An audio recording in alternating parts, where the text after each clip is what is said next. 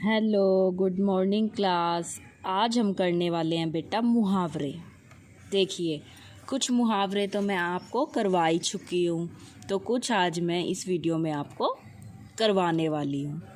देखिए बेटा, अंग अंग ढीला होना। अब अंग अंग ढीला होना, इसका क्या मतलब होता है? बहुत थक जाना। जब हम बहुत ज़्यादा थक जाते हैं ना, तो हम क्या बोल सकते हैं कि अंग अंग ढीला होना। तो उसका मतलब होता है हमारा बहुत थक जाना। अब हम इसके ऊपर कोई भी वाक्य बना सकते हैं, जैसे कि इन्होंने बना के दिखा रखा है, मैं अब और काम नहीं कर सकूँगा, मेरा तो अंग अंग ढीला हो गया है। मीन्स मैं बहुत थक गया हूँ। लेकिन जब उन्होंने वाक्य बनाया तो उन्होंने ये मुहावरे वाला वर्ड लिया, अंग अंग ढीला होना, ना कि उसका मीनिंग। तो वाक्य बनाते टाइम आपको ध्यान रखना है, जो मुहावरा दे रखा है वो ही उस लाइन में आना चाहिए। चाहे तो आप अपनी मर्जी की कोई और लाइन भी बना सकते हो बेटा। आगे देखो, अंधा होना। अब अंधा होना का मतलब हमारा होता है बुद्धि खराब हो जाना। ठीक है बेटा, अंधा होना का मतलब है बुद्धि खराब हो जाना। तुमने इतना बुरा काम कैसे कर डाला, क्या तुम अंधे हो गए थे? कह देते हैं ना, तो अंधे हो जाना का मतलब क्या है? अंधा होना, बुद्धि खराब हो जाना। इसी तरीके से आगे देखिए बेटा, अंधों में काना राजा। अब अंधों में काना राजा मतलब मूर्खों के बीच थोड़ा सा बुद्धिमान नेता। यानी कि जब बहुत सारे मूर्ख हों और अगर उसके बीच में किसी को थोड़ा बहुत कुछ आता हो, तो उसका मतलब क्या है कि अंधों में काना राजा है वह। जैसे कि देखिए, मूर्खों के बीच थोड़ा सा बुद्धिमान नेता। जैसे ये देखिए, वह 8वीं पास होने पर अपने घर में अंधों में काना राजा बना हुआ है। अब ये वाक्य उन्होंने बना दिया। आप अपनी मर्जी से और कोई वाक्य भी बना सकते हो। आगे देखिए बेटा, अपना उल्लू सीधा करना। अब इसका क्या मतलब है कि अपना उल्लू सीधा करना? अपना उल्लू सीधा करना मतलब अपना स्वार्थ पूरा करना।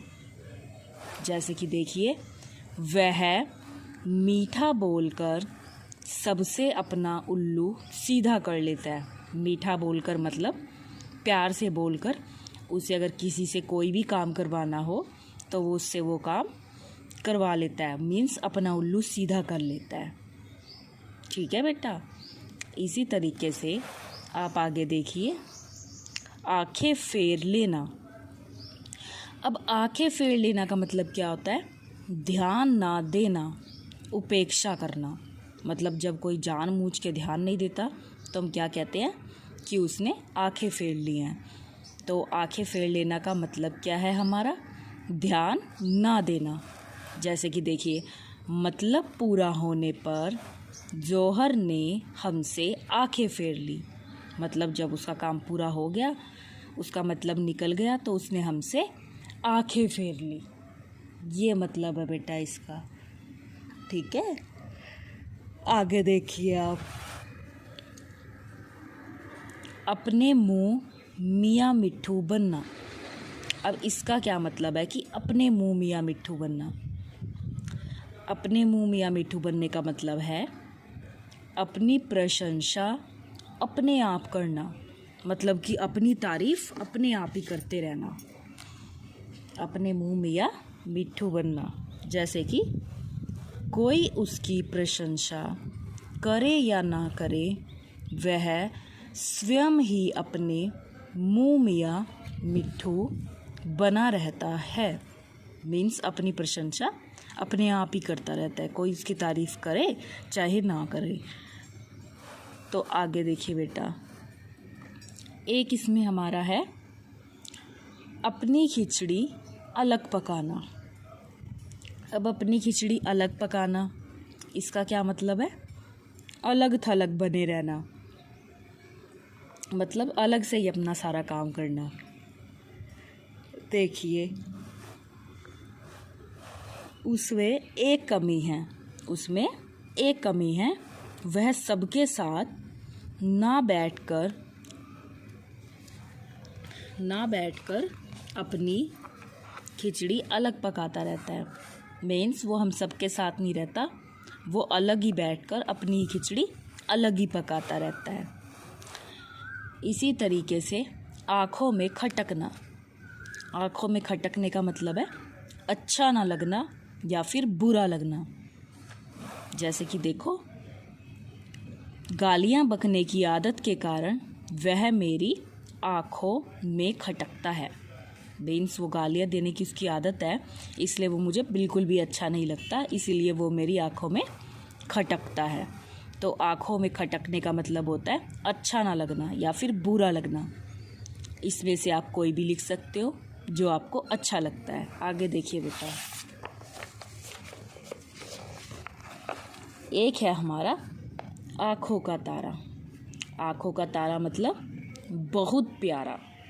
जब कोई हमें बहुत ही प्यारा हो तो हम क्या कह देते हैं, आँखों का तारा।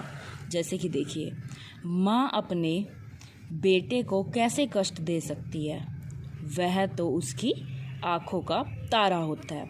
अब ज़रूरी नहीं कि आपको वाक्य यही वाला पक्का लिखना है, आप अपनी मर्जी से भी कोई भी वाक्य लिख सकते हैं।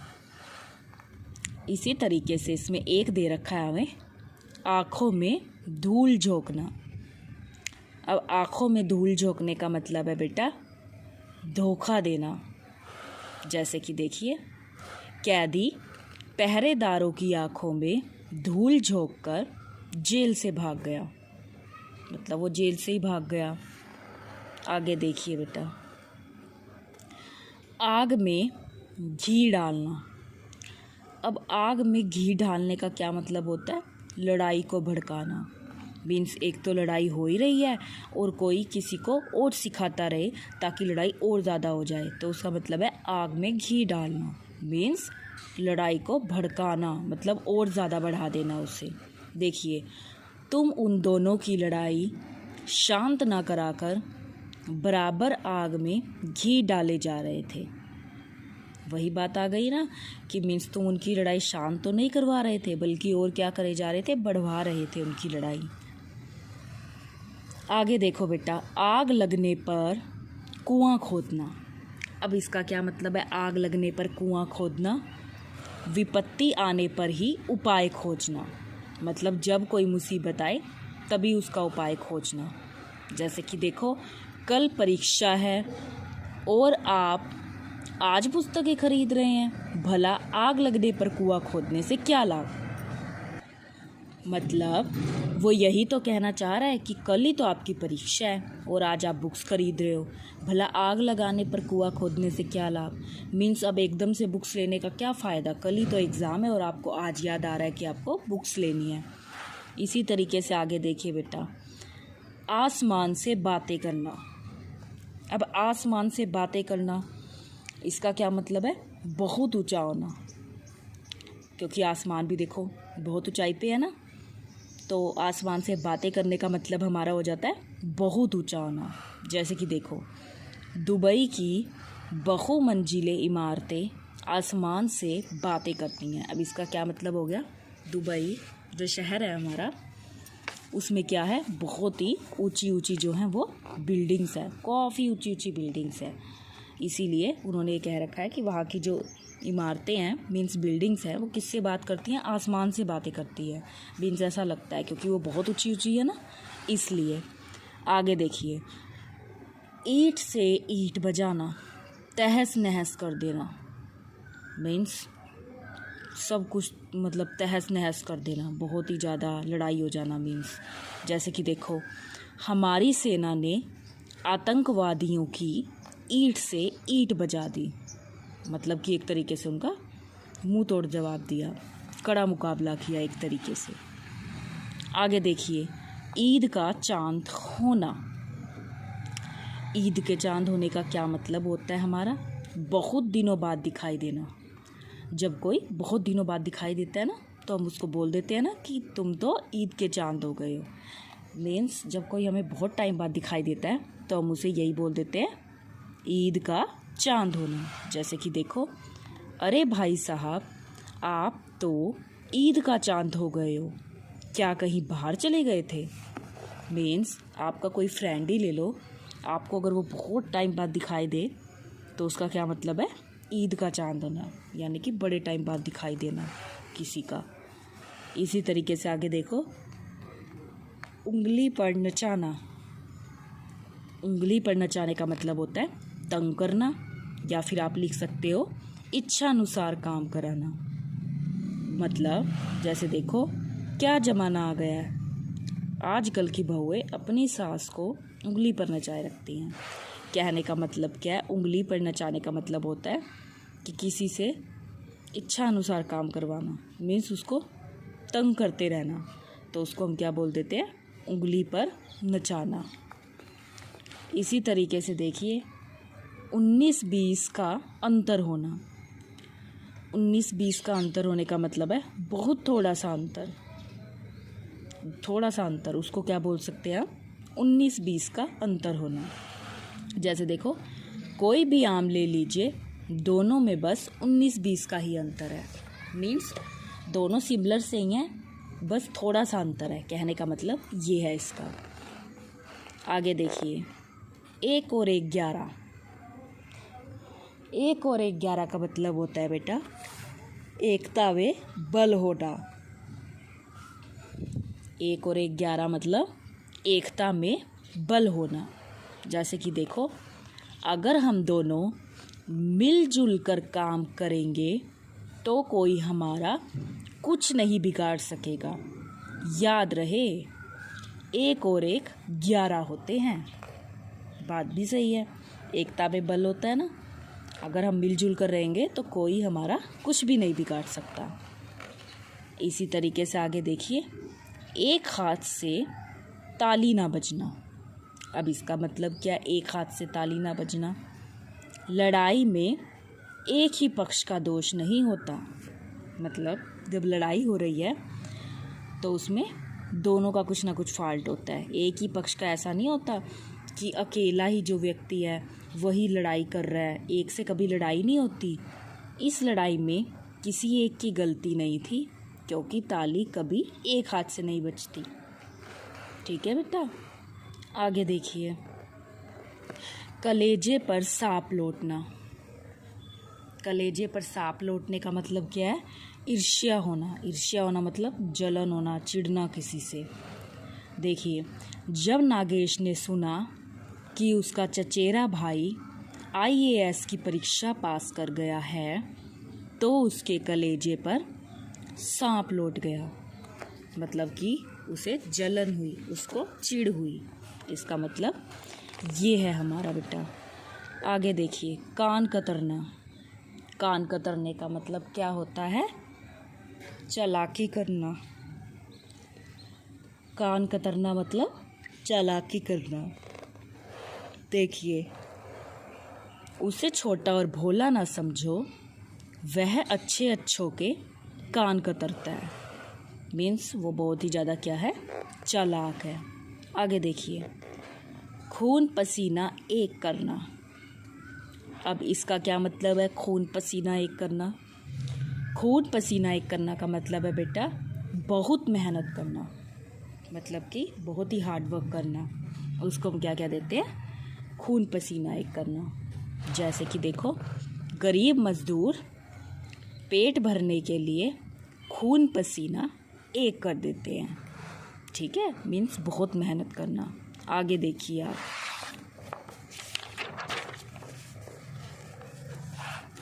इसी तरीके से देखिए, गले का हार। अब गले का हार, इसका मतलब क्या है हमारा? बहुत प्यारा। जैसे कि देखिए, मेरा छोटा भाई मेरे गले का हार है। वह एक पल के लिए भी मुझसे अलग नहीं होता, इसीलिए वो क्या है? मेरे गले का हार है। गागर में सागर भरना। अब इसका क्या मतलब है?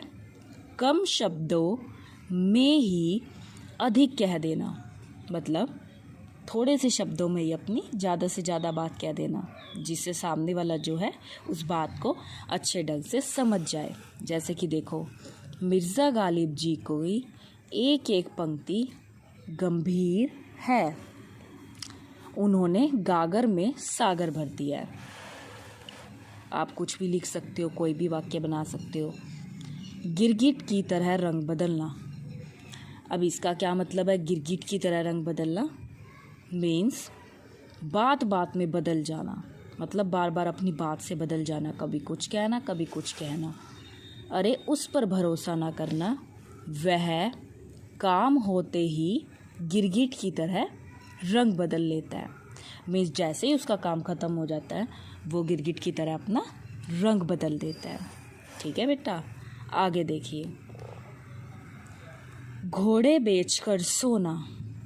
अब घोड़े बेचकर सोना, इसका क्या मतलब है, निश्चित होना, मतलब बिल्कुल आराम से रहना, निश्चित होना। अपनी बेटी की शादी करने के बाद यासीन घोड़े बेचकर सो रहा था, मतलब अब वो निश्चित था क्योंकि उसने अपनी जिम्मेदारी को पूरा कर लिया था। आगे देखिए, एक वर्ड इसमें हमारा है छक्के छुड़ाना। अब छक्के छुड़ाने का क्या मतलब होता है बेटा, छक्के छुड़ाने का मतलब है पराजित होना, मीन्स किसी को हरा देना। जैसे कि देखो, इमरोज़ की सेना इतने जोश से लड़ी कि उसने अजमल खां की सेना के छक्के छुड़ा दिए।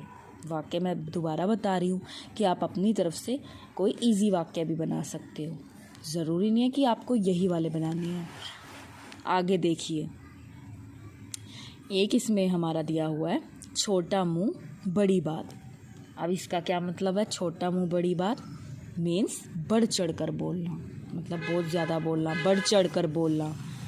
बच्चे तुम बीच में इतना मत बोलो, मैं तुम्हारे पिताजी से बातें कर रहा हूँ। तुम्हारा यूँ बढ़ चढ़ कर बोलना छोटा मुंह बड़ी बात है, मतलब कि बहुत ही ज़्यादा बोलना। दांत पीसना।